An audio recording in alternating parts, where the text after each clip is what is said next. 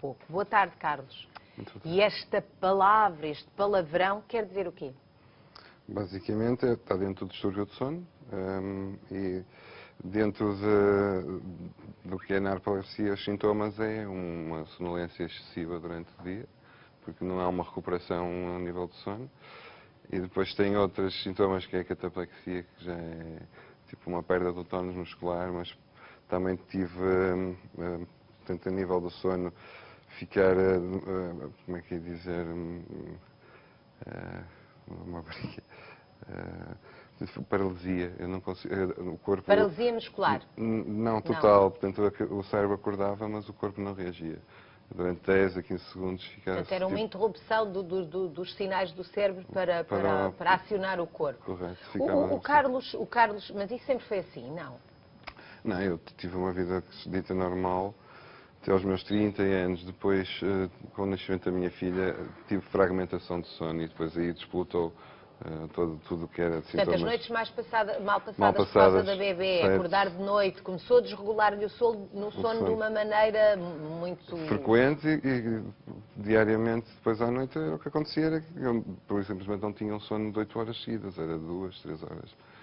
E depois o problema é que não se tinha um sono profundo. E isso foi dia após dia, sempre sem recuperar o sono? 2, 3 anos nisto. 2, 3 anos nisto. E a partir daí, os teus primeiros sintomas foram de ter sono ou de sentir cansado durante o dia? Acordar cansado. Acordar cansado. Numa primeira fase é acordar cansado e depois com a condução, e sendo uma condução monótona, e eu estava a fazer uma média de 1h30 de viagem por dia. Para ir dar aulas? Dar aulas e depois regressar outra hora e meia. Ao final da tarde era o cansaço normal depois do dia de trabalho, era mais frequente. É a sonolência, começar a entrar em sonolência e depois ter microsonos de 1, 2 segundos, o suficiente para bater num raio. Microsonos que é o suficiente para uma pessoa perder a vida, é gravíssimo, não é? Sim, Quer dizer, uma distração de 2 ou 3 segundos pode ser fatal. Pode ser fatal, sobretudo em viagens grandes. Ou seja, o Carlos mal pegava no carro, já se sentia saturado de estar a conduzir, já com sono? Podia acontecer eu estar, os primeiros 15, 20 minutos estar bem e depois começar a despolutar pela condução em autoestrada, que era aquilo que eu fazia mais, ficar com sono. E depois o problema é que estações de serviço não acontecem, não é como numa estrada tanto normal de cidade. É só de 40 em 40 km ou de 30 em 30 e isso interfere, porque posso estar a ter acabado de passar uma e ainda não ter tido sono e depois ter que fazer mais 25 km e estar ali tipo a protelar numa situação. E foi tendo acidentes de que género? Bater nos ralos, basicamente era isso, fazia riscos nas Acordava portas. Acordava quando batia no ralo, correto. E muitas vezes sobressalto? Sempre, é um pânico, Que aliás é outro risco, porque acordar em sobressalto a conduzir com o carro nas mãos gingar. E falava disso a alguém? Falou disso aos seus médicos? Falei. Primeiro é sempre com a família e com os amigos. Mas aquilo que me despolutou, porque eu pensava que era tipo o cansaço normal do dia de trabalho. Viagens e o stress diário, pensei que fosse derivado a isso. Mas quando eu comecei a ter a cataplexia, que é essa tal perda de tónus muscular, sempre que estava a brincar, às vezes ou com cão ou com pessoas, risadas, eu começo a perder o tónus, começo a ficar com os músculos muito relaxados, começo a perder, as pálpebras começam a fechar. E é uma coisa que não consegue Porque não tinha, porque eu comecei professor de Educação Física e eu estava sempre com coordenação muito boa. E de um momento para o outro, ter que estar a correr e não conseguir, não é normal. Um professor de Educação Física com sono chegou a adormecer na escola, em aulas? Reuniões, sim. Em reuniões? A dar aulas, não. A dar aulas, não. Reuniões, sim, porque pronto, E o que é que como é que reagiam os seus colegas quando adormecia nas reuniões? Pois, temos malta que percebe e tem a malta que não entende.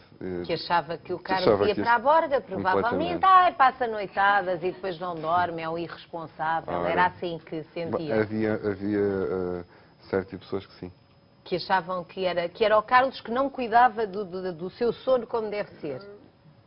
Má vida. Má vida. Carlos, o que é que fazia para despertar? Quer dizer, a partir do momento em que sente que está com esse problema e que sente esse sono, o que é que fazia? Encharcava-se em cafés? Eu vou-lhe dizer o que é normal fazerem. abrir o vidro do carro para começar a apanhar ar fresco. E isso resultava? Resulta sempre, porque estamos a receber um estímulo externo, portanto o corpo acaba por reagir e desperta. Depois, outra fase a seguir foi rádio, ouvir música mais alta, vales talos também.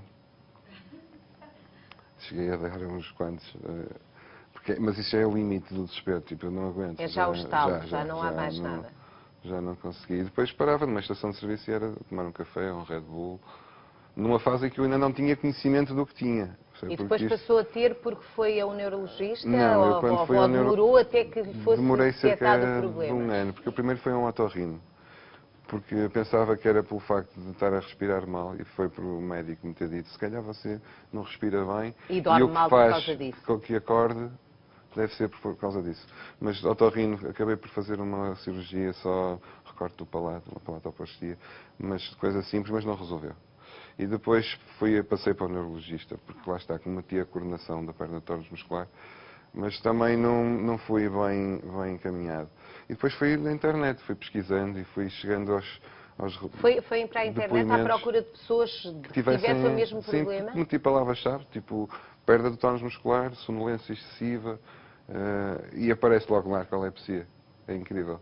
Depois há depoimentos de pessoas no estrangeiro que têm isto e começar a ler os relatos, os depoimentos e ver, e achar, é isto que eu tenho. Não, isto sou eu. Isto sou eu, não é?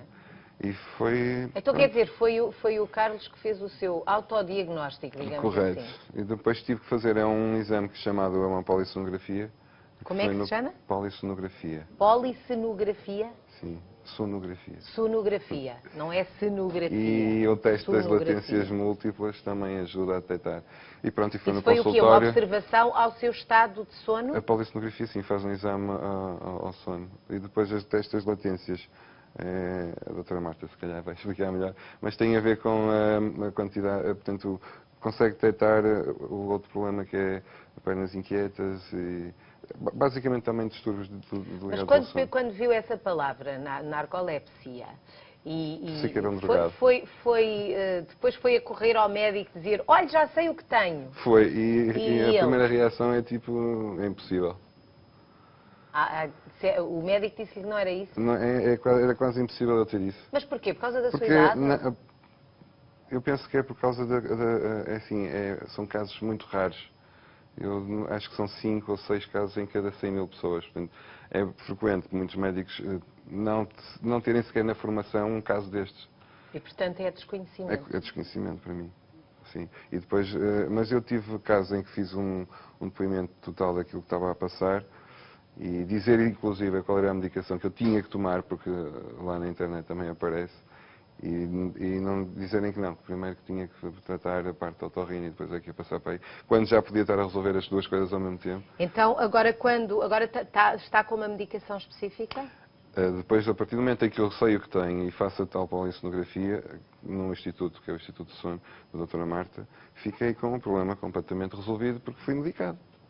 Porque aquilo que a minha intenção ao vir a este programa era alertar, em primeiro lugar, porque é extremamente perigoso. Está a pensar, agora provavelmente há pessoas como eu que estão a ver-me e que também com o meu problema não terá, mas de certeza absoluta com distúrbios do sono, não se dá a dormir em horas suficientes de qualidade, não quantidade. Às vezes as pessoas confundem. As pessoas podem estar a dormir às vezes 10 e 12 horas e não serem qualidade.